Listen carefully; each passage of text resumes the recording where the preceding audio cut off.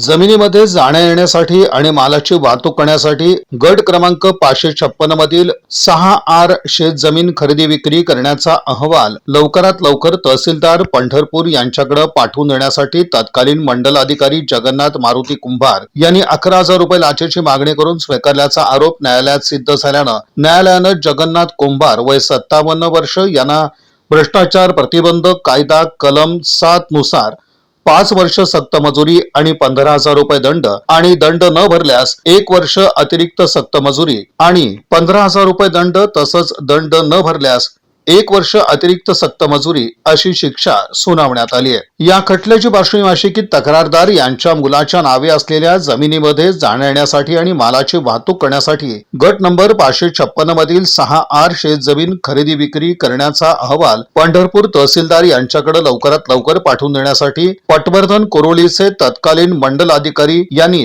11,000 रुपये लाचेची मागणी केलेली होती। त्यावरून तक्रारदार यांनी लेखी तक्रार लाचलुचपत प्रतिबंधक विभाग सोलापूर यांच्याकडे दिली असता या विभागाकडून लाचेचा सापळा लावण्यात आलेला होता। त्यामध्ये मंडल अधिकारी जगन्नाथ कुंभार यांनी लाच स्वीकारल्यानंतर पकडण्यात आलं होतं।